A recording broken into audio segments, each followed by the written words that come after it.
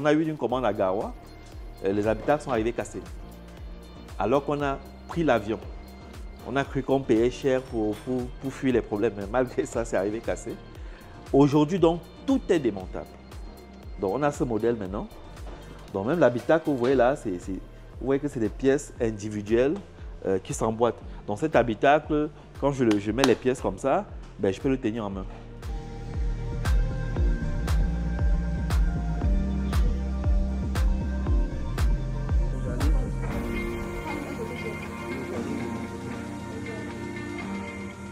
Bonjour, bienvenue encore à Investir au Cameroun.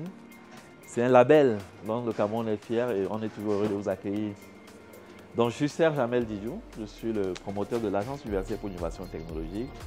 Vous êtes à notre atelier et je vais vous présenter un peu ce qu'on fait et répondre à vos questions.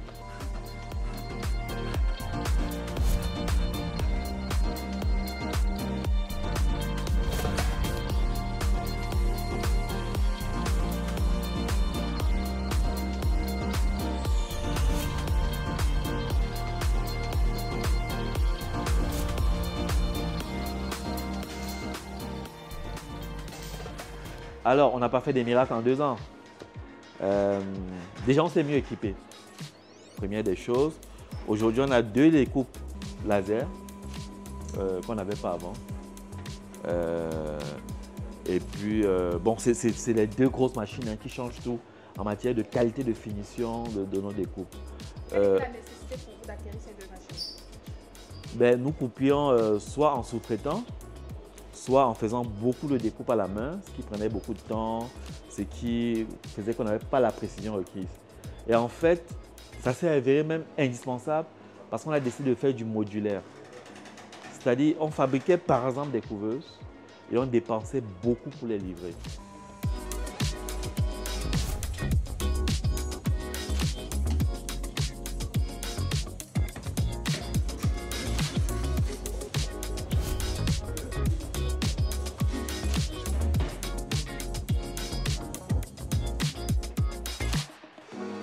Maintenant, on peut compter sur 2 machines qui nous permettent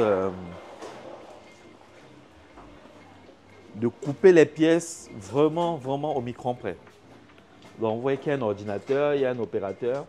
Dès qu'on a fait des plans, ben, la découpe se fait exactement comme ça a été défini. Et du coup, pour faire des pièces modulaires qui doivent s'emboîter, même les trous, tout s'emboîte parfaitement. Ça nous permet donc de faire des machines modulaires. Oui, donc ça c'est notre couveuse avant. Vous remarquerez qu'on avait choisi des formes très carrées. En fait, ce n'était pas un choix esthétique, c'est qu'on n'avait pas trop le choix. Parce que les capacités de découpe, de façonnage ne nous permettaient pas d'envisager des formes un peu compliquées. Donc on allait au plus simple, puisqu'on coupait à peu près manuellement. Donc on préférait carré comme ça. Tu vois, même l'habitacle, c'était en un seul bloc. Mais l'inconvénient, c'est qu'il fallait donc le transporter comme ça, tel quel, avec ce volume-ci. Et c'était délicat, ça pouvait arriver. On a eu une commande à Garoua, les habitacles sont arrivés cassés. Alors qu'on a pris l'avion. On a cru qu'on payait cher pour fuir les problèmes, mais malgré ça, c'est arrivé cassé. Aujourd'hui, donc, tout est démontable. Donc, on a ce modèle maintenant.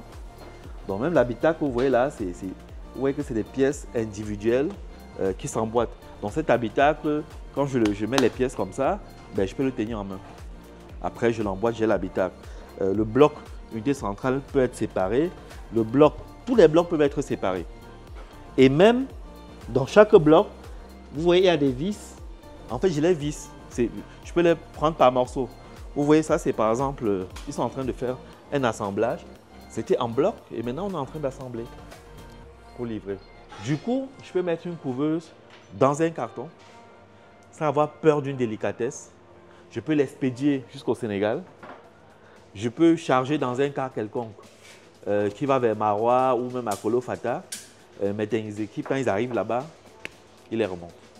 Aujourd'hui, est-ce qu'on peut évaluer ce que vous économisez avec ce nouveau prototype?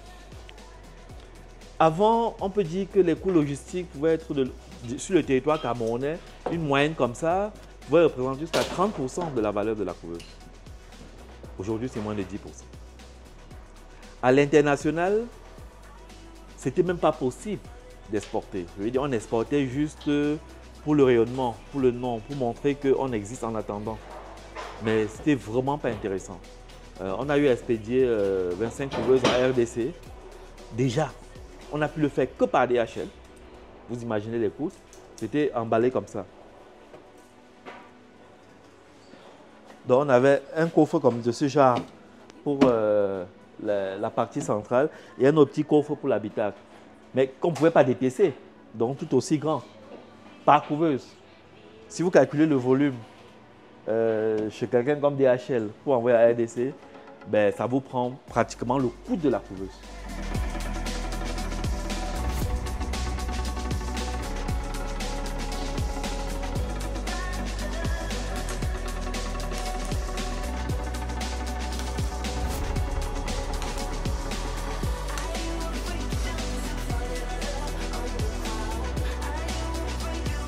Alors, stratégiquement aussi, la dernière fois que vous êtes venu ici, on vous a présenté beaucoup de produits. Parce qu'on était dans un foisonnement intellectuel, hein, c'est l'esprit même de l'agence universitaire. Faire des prototypes universitaires, des objets de marché. Mais le réalisme nous amène à nous recentrer un peu. Aujourd'hui, on est déjà dans la néonatologie. On faisait déjà les couveuses. Maintenant qu'on peut les faire démontables, on fait aussi les tables radiantes, de manière à pouvoir faire vraiment la néonatologie clé en main. On s'est dit, voilà, ça c'est un acquis, on va se concentrer dessus. Mais en dehors de ça, il nous faut 2 produits grand public. 2 produits qui sortent régulièrement. Parce qu'on commence à avoir des charges fixes assez lourdes. La couveuse, c'est bien. Quand vous avez une belle commande, c'est parfait, mais ça vient par coup. Donc nous voulons des choses qu'on pense pouvoir vendre toute l'année de manière assez régulière pour couvrir nos charges fixes. On a pensé à 2 produits vraiment phares qu'on lance en 2025. Là, c'est la toise. Voilà, ça, c'est 2 modèles sur lesquels on travaille.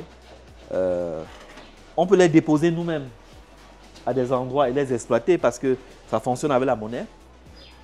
On peut les donner à des clients, des salles de sport, des pharmacies, des entreprises même, qui pourraient le mettre à la disposition de leur personnel pour avoir ces paramètres médicaux régulièrement à volonté. C'est quelque chose que nous pensons important pour la santé publique et qui peut se retrouver vraiment partout, y compris à l'hôpital, mais vraiment partout. Et on espère qu'en termes de volume, on va pouvoir le vendre très rapidement en volume. Il coûte combien? On ne l'a pas encore vendu, on dit on le sent en 2000. Mais notre challenge, parce que vous voyez ce que vous voyez dans les pharmacies là, ça revient pour au Cameroun à moins de 2 millions, hein, 1 million sur 2 millions. Donc nous on veut être beaucoup plus bas avec un produit local qui donne les paramètres. Et on espère qu'on pourra arriver autour de 500 000. Donc je disais qu'on a 2 produits. Il y a les toises et puis il y a les séchoirs. On va vraiment se recentrer dessus. Je vous présenterai quelques échantillons. On les fait vraiment alimentaires, donc avec des plateaux inoxydables. Et on les fait à gaz, on les fait électriques, on les fait à charbon. Donc, 3 technologies différentes, ça dépendra du client. On peut faire divers volumes. Des plus petits, on en fait encore même plus petits, hein, qu'on peut utiliser dans un ménage. Tous ceux qui font des transformations de fruits, au plus grand, hein, on peut faire de très grands séchoirs pour des communes, pour des coopératives. Et là, c'est quoi? Aujourd'hui, on fait des tests, quoi. Le compteur? Ah oui, tous nos séchoirs sont paramétrables. La technologie qu'on a développée pour la couveuse, ben, on l'a ramenée ici. Donc, vous avez des séchoirs que vous pouvez suivre de votre portable. Vous pouvez commander la température souhaitée. Vous savez que selon que vous séchez un fruit, une tomate, le niveau de séchage n'est pas forcément le même pour avoir le rendement optimum. Quel a été l'impact du dernier reportage que Investissement Cameroun a réalisé avec le laboratoire? Il y a beaucoup de réactions très positives, mais très peu de conversions commerciales. Parce qu'en fait, on parlait surtout de... Le produit phare était un produit qui n'est pas grand public. Aujourd'hui, quels sont vos Aujourd'hui, c'est différent. Un truc comme le séchoir, presque tout le monde a besoin de sécher quelque chose. Encore plus ceux qui sont un peu dans l'agroalimentaire, ils ont besoin de sécher. Et donc, je pense qu'il y aura, et pour sa forme, pour sa remise en forme, je pense que les toises, pour avoir ces paramètres, Pas seulement le poids, la taille, hein, la tension, la saturation en oxygène. Je pense que c'est un outil qui, maintenant que le prix est assez démocratique, que c'est fait au Cameroun, ben, on espère que ça va sortir en masse. Donc on espère que le grand public va dire « Ah waouh, les Camerounais font des choses intéressantes, mais pourront acheter quelque chose qui leur est utile ».